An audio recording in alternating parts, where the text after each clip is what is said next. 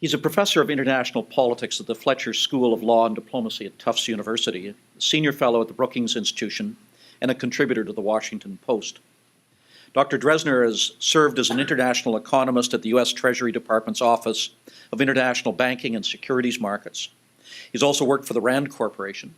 Dr. Drezner was a fellow with the Council on Foreign Relations and International Affairs and a postdoctoral fellow at Harvard University's Olin Institute for Strategic Studies. He's the author of numerous books, including All Politics is Global, Explaining International Regulatory Regimes, U.S. Trade Strategy, and the Sanctions Paradox. He's the editor, most recently, of Avoiding Trivia, The Role of Strategic Planning in American Foreign Policy. Dr. Drezner has published articles in the New York Times, the Wall Street Journal, the Washington Post, and Foreign Affairs. He's provided expert commentary on the BBC, CNN, International, MSNBC, and ABC's World News Tonight. We're delighted to have him. Will you please join me in welcoming Daniel Drezner? But in terms of sort of thinking forward and asking about the extent to which you can argue that sort of there will be the international political system, and here I'm referring to the sort of collection of great powers and international institutions that really deal with the sort of growth centers of the global economy.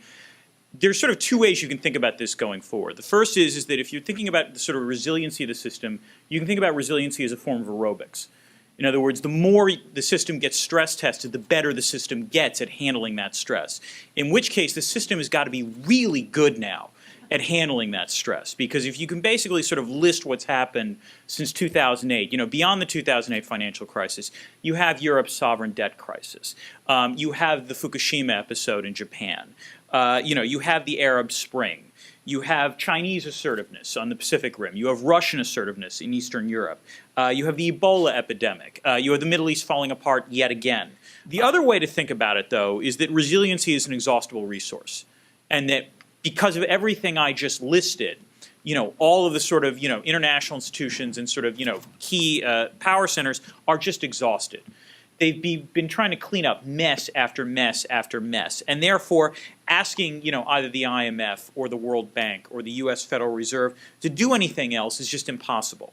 And furthermore, you see increased evidence that other countries out there, the so-called BRICS, are suddenly starting to clear their throats and suggest maybe we don't want to operate within the sort of, traditional U.S.-created institutions. So you saw over the past year the development of a BRICS development bank. And China created an Asian infrastructure development bank that was clearly designed to compete with the ADB. There's sort of 5 big reasons I think you can argue that the system is more stable than generally, reading the New York Times or the Toronto Globe and Mail, you would be led to believe. The first is that, in fact, the post-2008 system did work surprisingly well. The last time you had a global economic crisis where the epicenter took place in the financial center of the world was 1929. And in fact, the first year of the 2008 financial crisis was actually worse than the Great Depression. If you take a look in terms of loss of trade, loss of equity values, or loss of industrial output. What is remarkable is that on the whole, there was no wholesale rejection of the sort of so-called Washington consensus set of policies. No country really decided we want to return to autarky in terms of trade. No country really decided we want to eliminate, capital mobility and so forth. None of this actually happened, which is in and of itself extraordinary. This, by the way, is the topic of a book I wrote called The System Worked that came out last year in case you want to buy it. But that's the first thing. The second reason is that part of the reason for this is that the U.S. remains much more powerful than I think a lot of people predicted in 2008. And will continue to be, the most powerful country going forward. The dollar is still the world's reserve currency. Every other central bank in the world continues to have to react to whatever the Fed is going to do going forward. The U.S. is clearly, as was pointed out, going to be the principal growth engine for the global economy for at least the next 3 or 4 years, if not more so. And we're now in a situation which is really remarkable 10 years out of invading Afghanistan and Iraq, where more countries are annoyed at the United States that we're not using our military elsewhere than we are for the fact that we're actually acting in a more restrained fashion. So the fact that there seems to be greater demand for the U.S. to intervene elsewhere shows that A, a lot of other countries have a short memory, and B, there is still this belief that the U.S. actually is the sole remaining superpower. The third, and in some ways I think the most important reason why there's stability, is that the only viable challenger to the U.S. system has absolutely no interest whatsoever for the foreseeable future in challenging it. So China is the only possible country that you would consider that could really set up an alternative pole, vis-a-vis the United States. And yet, if you take any look at what China actually has done, China has actually acted like a responsible stakeholder in the existing system.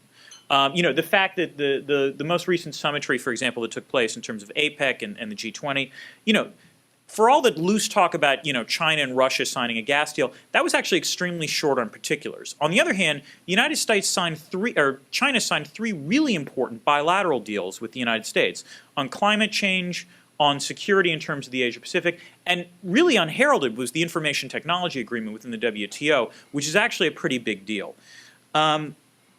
All of the evidence suggests that China wants to cooperate with most of these multilateral institutions. Sure, they're setting up their own structures, but in some ways, the United States is guilty of doing this as well in the form of TPP or TTIP. So what China's doing isn't necessarily all that much out of the ordinary. And furthermore, China's domestic situation, a lot of people assume, well, it's an authoritarian state, therefore, its leadership faces fewer domestic constraints. That is just total crap. China is facing an extremely low growth situation, and in fact, their leadership, if anything, is probably more risk averse as a result of this, because the last thing they want to do is do anything that would trigger another force for stability, which is what I would call the power of private sanctions. If you take a look at the countries that have truly transgressed in terms of geopolitics, those are the countries now currently getting hammered by global capital. Russia, Venezuela, Iran. All three of these countries' currencies are basically in free fall. Now, part of that is because the U.S. has imposed financial sanctions against some of these countries. But mostly it's because these are petrostates that are seeing their sole important asset declining in value. And furthermore, the growth potential in all of these economies beyond that doesn't look terribly promising. And finally, I think the final force stability is in fact the sort of resiliency of markets. And you're seeing this to some extent with energy, which is if you have oil at triple digits for a long time, you're going to have a technological response that either finds some form of substitutes or does something that will bring the price down. And I'll close with one sort of semi-sobering but semi-hopeful thought, which is you can argue, if you take a look at growth or sort of distribution of power trends going forward, that we really are about to enter a bipolar world, one in which the United States and China have sort of equal amounts of power. And you can argue that potentially that should be catastrophic for the world, that generally previous eras of bipolarity has resulted in sort of economically segmented parts of the world. Think about the Cold War where, frankly, the Western economic system and the Soviet economic system didn't necessarily interact that much. The way to think, though, about how the United States and how the West deals with the rising China is whether or not this is a situation that plays out like the way Great Britain handled Germany right before World War I, which is not terribly well. Or, more hopefully, the way Great Britain handled the United States before World War I, which turned out extremely favorably in that you actually had a hegemonic transition without a great power war.